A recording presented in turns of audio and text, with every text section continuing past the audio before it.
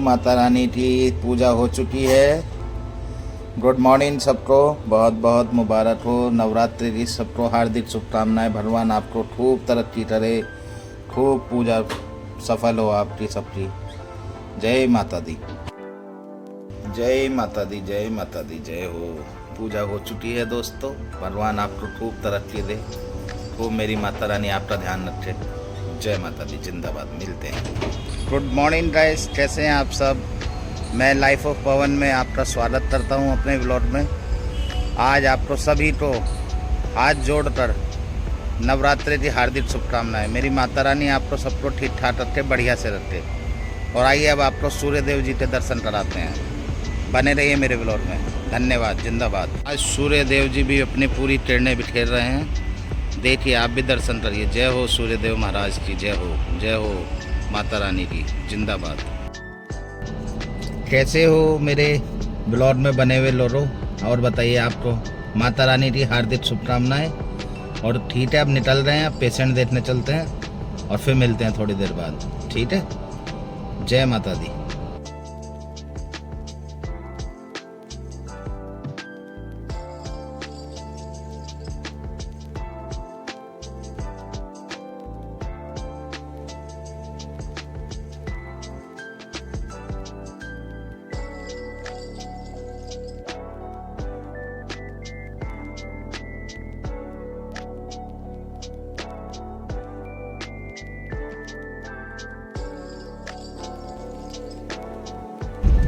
Hello guys, welcome again.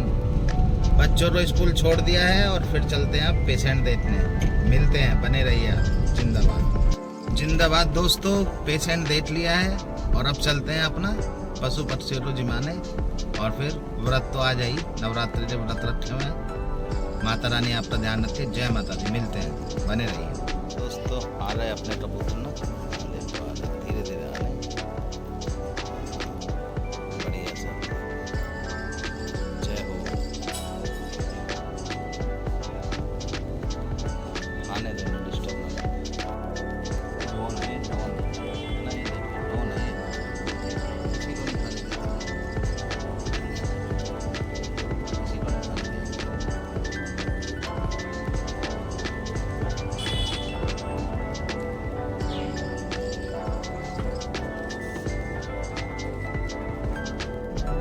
दोस्तों देखो, हमने मंगाया था ये हमारा, ये देखिए।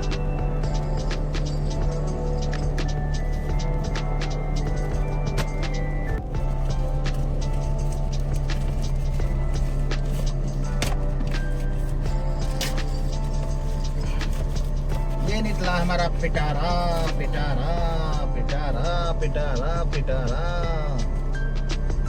ओहो, स्टैंड मंगाया भाई ने। भाई साहब, बहुत जरूरी था ब्लॉगिंग के लिए। अरे रे रे रे, ये क्या गिर गया कुछ? कोई नहीं, उसे भी उठाएंगे भाई। आ गया भाई, चलो स्टैंड तुम्हारा। ब्लॉगिंग को एक नए सिरे तक लेके जाएंगे अब इससे। ये आया है और एक इससे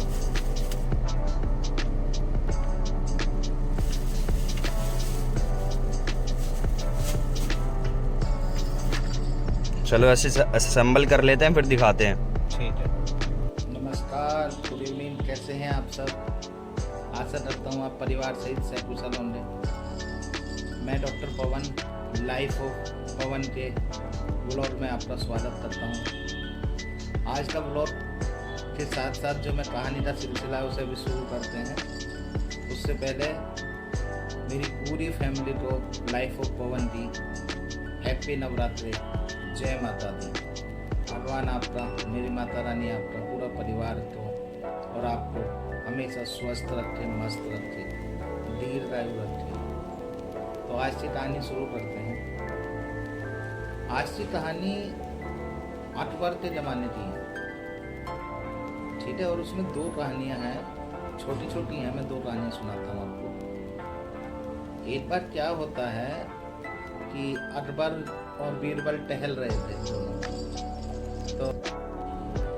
तो जब वो टहल रहे थे तो अपने बगीचे में ही तो ऐसी बातें चल रही थी, कुछ भी राज पड़ जा जो भी राज की प्रजा की राज्य की सबकी। बीरबल आपको पता ही है काफ़ी ज्ञानी आदमी थे, नवरत्नों में से एक थे। अकबर के दरबार में नवरत्न थे तो उनमें से एक बीरबल भी थे। तो एक व्यापारी की बात चल रही थी, तो राजा ने अकबर ने ऐसी बीरबल से ऐसी पूछा कि एक व्यापारी के यहाँ पे चोरी हो रही, बीरबल सपोज करो कि एक चोरी हो रही, तो अब चोर को कैसे पकड़ेंगे? ना तो उस समय कुछ वो था सीसीटीवी कैमरा या जो भी आज के जितने भी गैजेट्स हैं, उस समय तो कुछ नहीं थे उस दौरान। तो बीरबल काफ़ी ज्ञानी माने जाते थे। तो उन्होंने कहा कि राजा साहब उस व्यापारी को बुलाना कल दरबार में। राजा साहब ने कहा ठीक है, कल दरबार में मिलते हैं उससे। अगले दिन दरबार लगता है, सारे मंत्रीगण नवरत्न सारे बैठते हैं, उसमें से बीरबल भी बैठे हैं। तो व्यापारी आता है, व्यापारी को बुलाया जाता है, व्यापारी आता है तो उससे पूछा जाता है कि क्या हुआ। उसने बोला कि महाराज मेरे घर में या मेरी दुकान में चोरी हो रही है और अभी तक भी चोर का नहीं पता, ना मेरा माल का पता, किसी भी चीज़ का मेरा जो भी लूटा है माल उसका किसी चीज़ का नहीं पता। अब बीरबल कहता है कि अच्छा चलो ठीक है, चोरी तो हो गई, अब ये बताओ व्यापारी जी कि आपको किस किस पे शक है। अब शक के नाम पे उसने 8-10 बंदों के नाम गिना दिए। अब राजा ने अखबार तो बैठे थे, उन्होंने तुरंत हुक्म दिया कि पलट के लाओ उन्हें सबको। अब वो सारे जितने भी चोरों पर जिस पे शक था सबको पलट के ले आते हैं अकबर ने जो भेजा था, मतलब सिपाही पलट के ले आते हैं। अब पकड़ के लाते हैं तो बीरबल तो आपको पता ही चतुर आदमी है।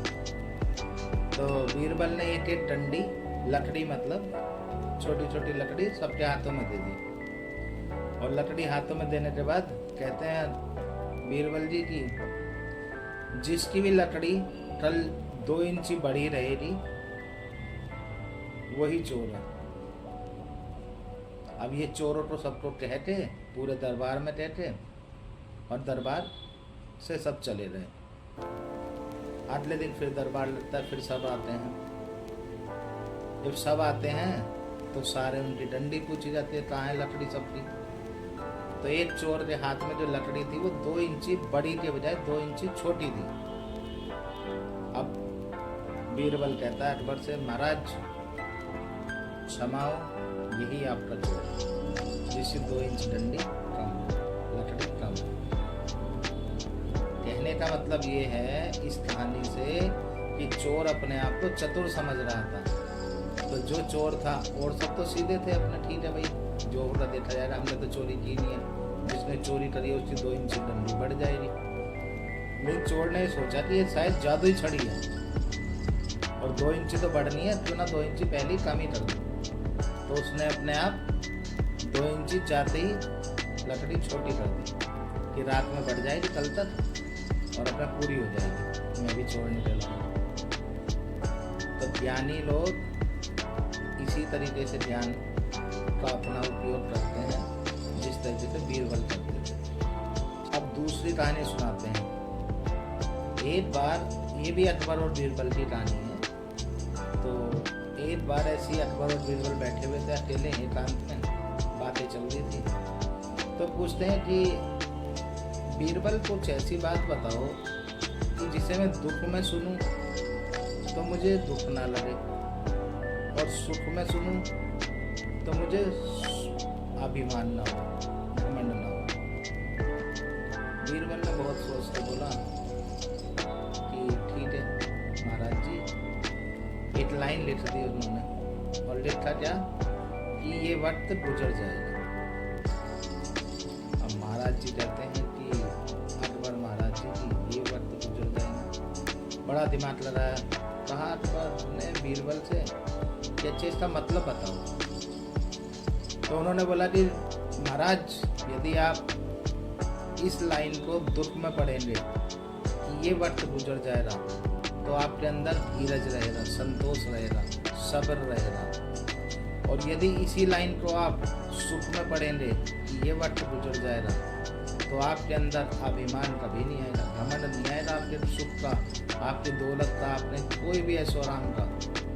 तो इसीलिए ये लाइन सब पे फिट बैठती है कि ये वक्त गुजर जाएगा। तो ये दोनों कहानियाँ थी आज की, आपको कैसी लगी? मैं आपका लाइफ ऑफ पवन में फिर से एक बार स्वागत करता हूँ। और यदि आपको मेरी कहानियाँ पसंद आ रही हैं, मेरा ब्लॉग पसंद आ रहा है, तो प्लीज़ ज़्यादा से ज़्यादा लाइक करें, शेयर करें, सब्सक्राइब करें। इन्हीं शब्दों के साथ आपको गुड नाइट, नमस्कार, सब बात है, शुभ रात्रि, जिंदाबाद, खुश रहिए, मस्त रहिए, स्वस्थ रहिए।